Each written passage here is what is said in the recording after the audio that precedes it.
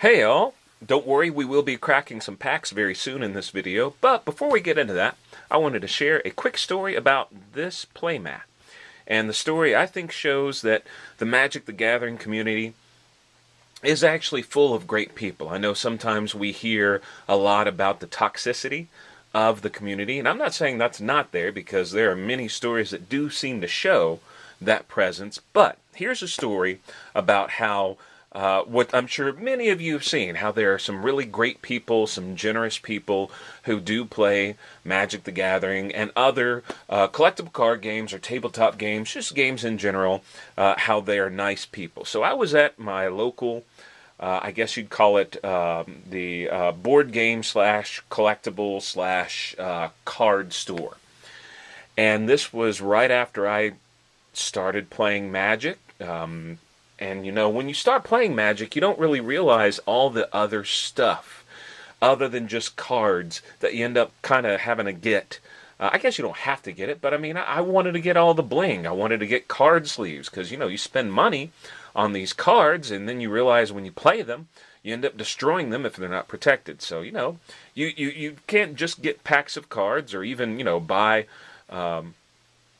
beginner decks and things like that. You've also got to get sleeves. And then if you ever try to play Magic the Gathering on a wooden tabletop, you understand quickly you've got to get some kind of a play mat. Well, I didn't have one. And I had been frustrated the few games I'd played of trying to pick up and maneuver and just looking foolish trying to play my cards on just a wood tabletop area. I mean, my hands shake anyway, as some of you may have noticed. So you can imagine the frustration of trying to, you know, on a wood top, just, you know, pick things up and not being able to hold it. So anyway, at the card store one day, there was a gentleman in front of me. I was just looking in the cases, and he had brought in a huge collection of stuff. And we got to chatting a little bit, and he happened to have this mat on top of his stuff, and he said, well, hey, do you need a play mat?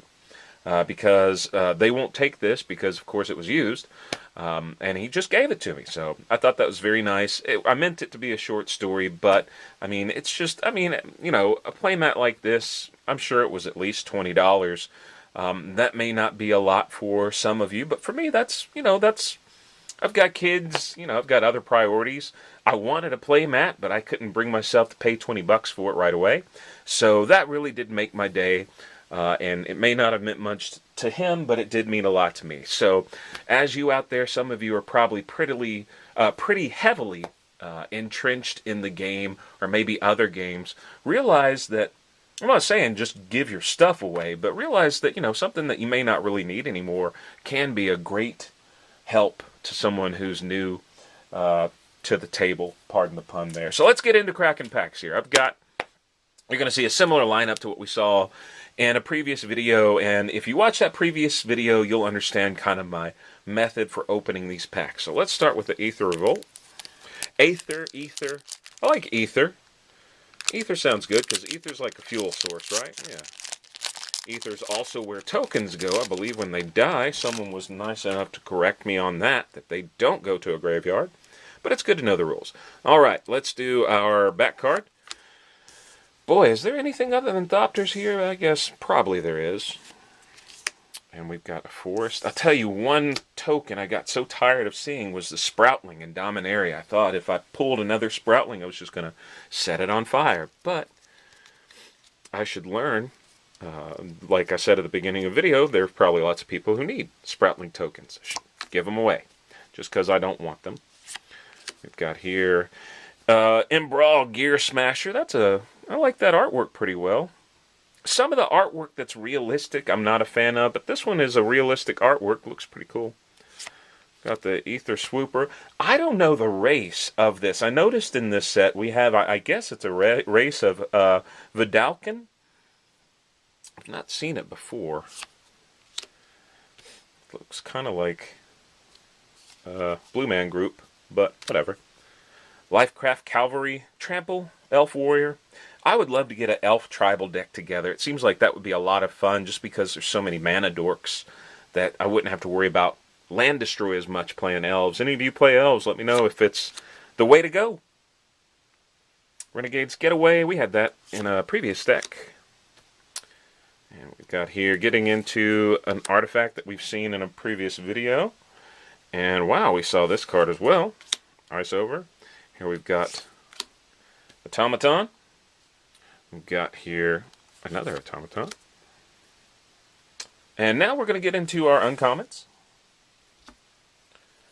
We've got here Restoration Specialist.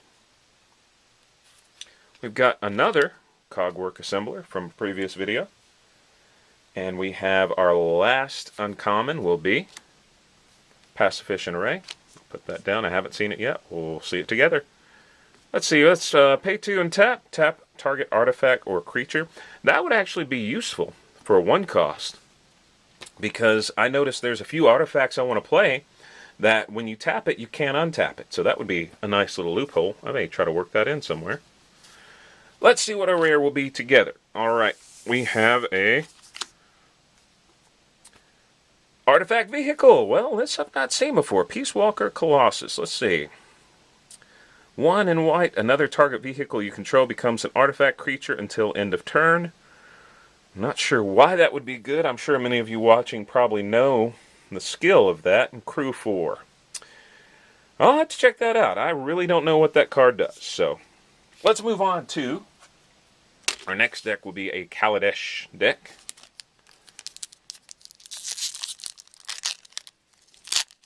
And this will be a set that's rotating out. So if I pull anything good in here, let's cross our fingers I do, prices will probably go down on that. Alright, let's see what we have. Our back token cards will be a Servo, which we saw coming. And then we have our Forest. And I think I saw a little bit of Glimmer. Let's see. Let's do peek at bottom. Yep, it won't be a rare, but we've got a foil in there. So we'll get to it in a minute. We've got here, is that a donkey? A mule? That is a camel. Of course it's a camel. You just can't see it because of all its garb. Appetite for a Natural.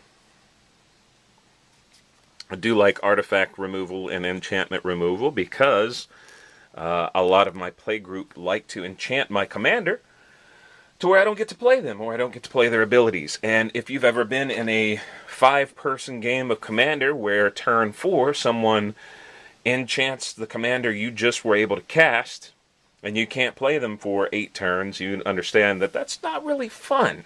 But I guess if you're doing it to someone, it may be a lot of fun. Human Rogue. This set must have some rogues. I've not seen rogue type in a lot of sets, I don't believe, but we saw that in another set as well with a rare we pulled. Got their aura. Let's see. Enchant artifact or creature when malfunction enters the battlefield. Tap enchanted permanent. Enchanted permanent doesn't untap during its controller's untap step. That could be useful if you have some of those activated ability cards that are nasty. I do like those activated ability cards, especially on dragons. They've got some nice ones.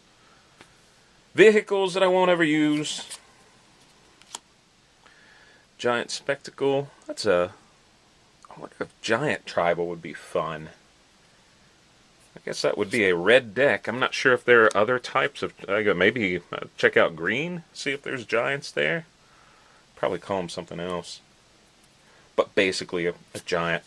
What would they call it in a green deck? Maybe like a Yeti? I don't know. And we've got here Pressure Point, which is... that's kind of nice for a 2-drop. Now we're getting into the uncommons. We've got here Fretwork Colony. What's that do? Fretwork Colony can't block.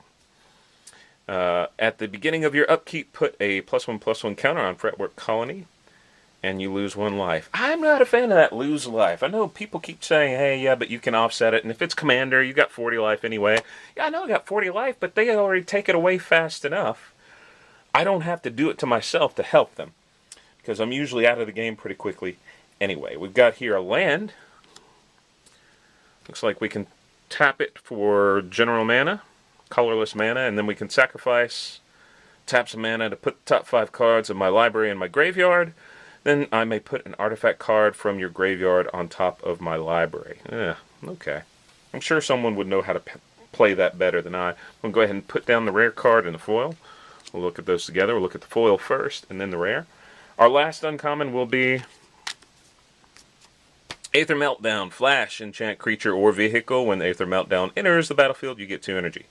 And enchanted permanent gets -4, -0. Okay. That could, I guess, take out a creature. Let's see what we have here for our foil.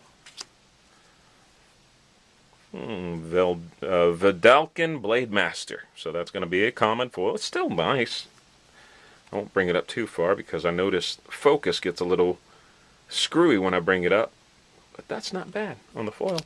And our rare is going to be, oh good, a land. I do like those dual lands, especially the dragon deck. I play a dragon, and it's nice to have as many land types as possible to get those various dragons and stuff out. Concealed Courtyard enters the battlefield tapped unless you control 2 or fewer other lands, so that'd be good to get early in your hand. And then tap to add plains or swamp. Nice. I like land hit. I'm happy with that. I don't think I made my $3.33 on that, but maybe close to it. Although if it rotates out, who knows what'll happen. Next will be, we'll do another Aether Revolt. I tell you what, I'm saving. I've got one more Shadow over Innistrad. I feel good about it. I feel like there's going to be something special in here, so I'm going to save it for the last. We're going to do next another Aether Revolt. There was a video I saw somewhere I enjoyed where it showed all the different ways people open Magic the Gathering packs, and I think it depends on the type. I really enjoy opening Battle Bond packs. I know they're different and they're harder. I know they have the tear thing at the top, which I don't use. I don't recommend using that tear thing at the top because I end up always bending right here, bending the cards. I just enjoy tugging. But I don't know. I guess I'm weird like that. Most people complain about it. I kind of like it. Let's do our thing here. We've got here an energy reserve I'll never use. We've got here a forest. Let's see if we got something shiny. We do have shiny, but it's not a rare shiny. That's nice, though. We got our rare back there, too. Okay. Let's see what we got. We've got here Alley Evasion, Chandra's Revolution, Metallic Rebuke. That's kind of neat artwork. I guess that's going to be, Tezzeret's on there. Tezzeret's got to be pretty big in this set, right? I want to say he may have been one of the Planeswalker decks for this set. We've got another Dawnfeather Eagle, Resourceful Return, Lifecraft Cavalry, another Implement of Combustion. Boy, I'm going to be combusting some implements. Another Ice Over, Verdant Automaton, and then we're getting into the uncommons now. We have, let's get these out of the way. Gonti's Machinations, or Machinations. I like Machinations. We'll do that. Gonti's Machinations. Enchantment. Whenever you lose life for the first time each turn, you get an energy. So I won't use that anyway. We'll just move that aside. Our next one will be, that's Narnum Renegade. Death Touch. Nice. Elf. Okay. That would be for my elf tribal if I ever build one. And she enters, or he, yeah, that's a he. It's an elf. Maybe they're sexless. Narum enters with the battlefield with a +1/+1 counter on it if a permanent you controlled left the battlefield this turn. Well, that's okay. We got here. Let's put our rare card down, and we'll do the foil first, then the rare. Our last uncommon will be Crackdown Construct, artifact creature. If I activate an ability of an artifact or creature that isn't a mana ability, it gets +1/+1. Okay, well that's that. Let's look at our foil. Probably a common foil. Yep. And boy, that's dark there if you can see it. Oh, that's pretty though. Alley Strangler, Menace, creature, 2/3, 3 to drop. I'll put it away and look at it because it's pretty. And then our rare will be Battle at the Bridge. Sorcery, improvise. Your artifacts can help cast it. Target creature gets -X/-X until end of turn. I gain X life. Okay, well, I know some people who would probably play that, but that probably won't fit in what I have. Last deck will be Innistrad. I should say Shadows Over because Innistrad's a bit different than Shadows Over Innistrad, but you know what I mean. You're informed. All right, let's go to the back. Our token will be a Clue. Great movie. And we've got our... Okay, we've got that. Are these worth anything? Like, could I trade these in somewhere, or is that just junk? Because I don't even want to, like, put that in a box somewhere, but maybe I should. I've thrown most of them away that I've gotten and feel kind of bad. But let's see if our foil, or if our rare is back there. No, probably a flip card. And then there'll be a rare back there. We've got here Angelic Purge. We've got Press for Answers. Inquisitor's Ox. Senseless Rage. Tormenting Voice. Clip Wings. Each opponent sacrifices a creature with flying. I kind of like that. Ooh, I like that artwork on Rotten Heart Ghoul. I mean, he's already a ghoul. Do you really have to call him Rotten Heart? I mean, aren't all ghouls technically rotten-hearted? That's just kind of, I don't know, that seems salt on the wound. Yeah, you're the Rotten Heart Ghoul. We've got here Murderous Compulsion and Fiery Temper. And we'll get into our uncommons. Let's go ahead and put our flip and our rare down, which I guess you'll see the flip since it's flipped. Let's do our uncommon here. Weirding Wood. Enchant land when it enters the battlefield, investigate. And then enchant land has tap, add 2 mana of any one color to your mana. That's not bad. That investigate, I've never used the mechanic, but I know some people who have for some draw. Yeah, card draw. So that's not bad. Put down there. Griff's Boon. Enchant creature, +1/+0, and has flying. And then you can do some return from graveyard shenanigans. And then our last uncommon will be Pack Guardian. When it enters the battlefield, you may discard a land card. If you do, put a 2/2 Green Wolf creature token onto the battlefield. Well, there, that would let me use a wolf token that I have from another video. Yay. So we've got here, we've already seen our flip card. It is Convicted Killer. Nice. I'm sure he's not nice, but whatever. Our rare will be this one. I feel good about it. Game Trail. Okay, well, great. I got another dual land there. Oh, this I can use in my Omnath deck if I don't already have it. As Game Trail enters the battlefield, you may reveal a mountain or forest card from your hand. If you don't, Game Trail enters the battlefield tapped. That shouldn't be a problem, because usually I have a mountain and a land in hand pretty easily with that Omnath feature. So, hey, thanks for joining me.